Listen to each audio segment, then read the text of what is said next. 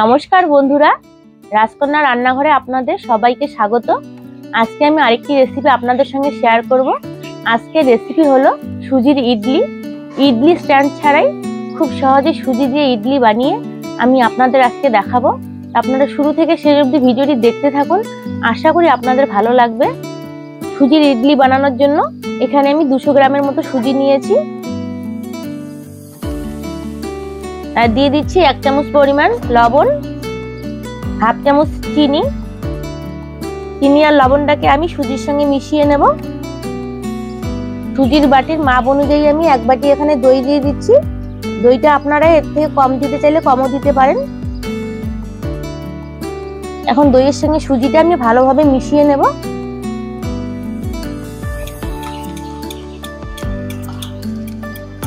এইভাবে আমি দইয়ের সঙ্গে সুজিটাকে 3-4 মিনিটের মতো ফেটিয়ে নেব। সুজি আর দইটাকে যত ভালোভাবে ফেটাবেন ইডলিটা তত সুন্দর নরম আর সফট হবে। সুজির ব্যাটারটা আমি ভালোভাবে ফেটিয়ে নিয়েছি। এখন এটাকে আমি আধ ঘন্টার জন্য রেস্টে রেখে দেব।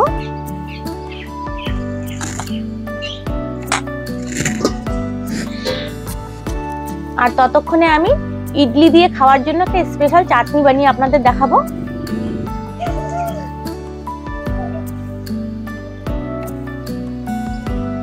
উনুন ধরিয়ে কড়াই বসিয়ে দিয়েছি, কড়াই গরম হয়ে এসেছে। এখন দিয়ে দিচ্ছি সরষের তেল। তেল গরম হয়ে এসেছে, তেলে দিয়ে দিচ্ছি ছোলার ডাল। ডালগুলোকে একটু ভেজে নেব। আর এখন এতে দিয়ে দিচ্ছি কয়েকটা কারি পাতা। আর এখন এখানে দিয়ে দিচ্ছি একটু আদা, পেঁয়াজ আর একটা টমেটো। এগুলো একটু ভেজে নেব। সবকিছু ভাজা হয়ে গেছে, এখন নামিয়ে নেব। এগুলো ঠান্ডা হয়ে গেছে, এখন আমি এটা পেস্ট করে নেব।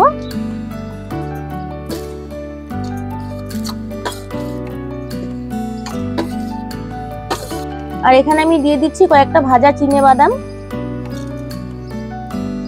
কয়েকটা ধনেপাতা আর কয়েকটা কাঁচা লঙ্কা দিয়ে দিচ্ছি। আর দিয়ে দিচ্ছি বিট লবণ স্বাদ মতো। আর দিয়ে দিচ্ছি এখানে আমি একটু লেবু রস।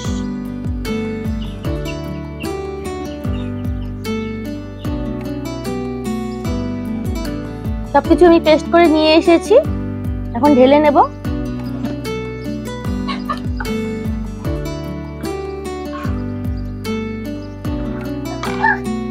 চাটনিটা রেডি হয়ে গেছে।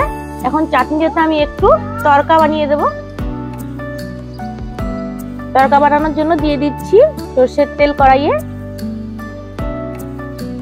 দিয়ে দিচ্ছি কালো সরষে, দিয়ে দিচ্ছি 2টো শুকনো লঙ্কা আর কয়েকটা কারি পাতা।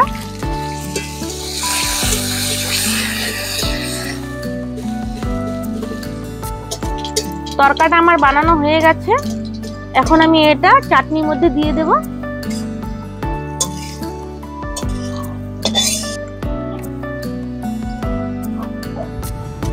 ইডলির জন্য চাটনি একদম রেডি।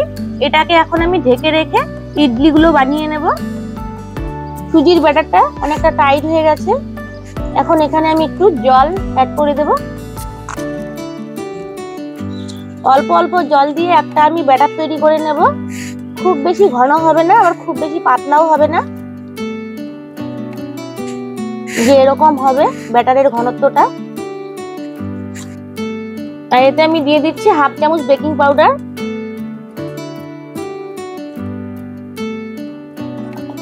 বেকিং পাউডারটাকে আমি ভালোভাবে সুজির ব্যাটারের সঙ্গে মিশিয়ে নেব। যে এখন আমি এরকম সাইজের কয়েকটা বাটি নিয়েছি, বাটিগুলোতে এখন আমি তেল মাখিয়ে নেব।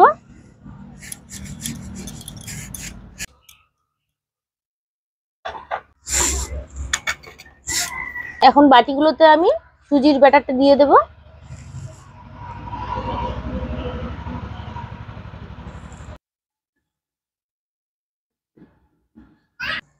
খুব বেশি পরিমাণে সুজির ব্যাটার এখানে দিই নাই, এটা তাপ পেলেই অনেকটা ফুলে যাবে। আর খুব বেশি দিলে ইডলির সাইজের থেকে ওভার সাইজ হয়ে যাবে।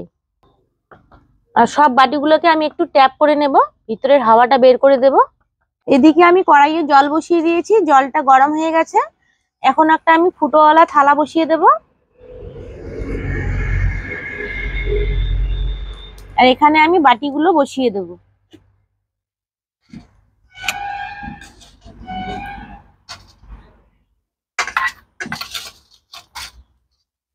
ইডলিগুলোকে এখন আমি 10 মিনিটের জন্য ঢেকে দেব।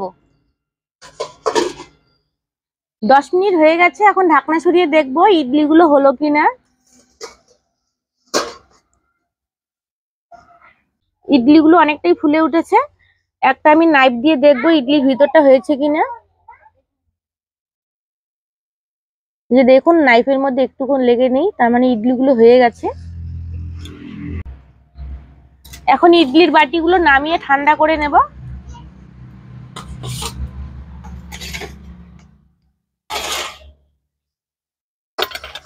ইডলির বাটিগুলো ঠান্ডা হয়ে গেছে। এখন আমি ছাড়িয়ে নেব চামচ দিয়ে সাইডগুলো। এরকম করে ছাড়িয়ে নিলে খুব সহজে উঠে আসবে ইডলিগুলো। আর এই যে দেখুন ইডলির সাইজটা কিরকম হয়েছে, আর নরম ও তুলতুলে হয়েছে।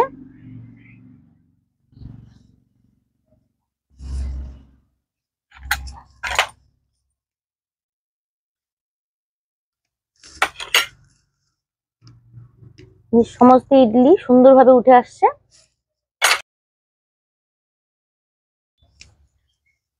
আর ইডলিগুলো দেখুন কত সুন্দর নরম হয়েছে, তা আপনারা দেখেই বুঝতে পারছেন কতটা সফট এবং নরম হয়েছে, স্পঞ্জি হয়েছে।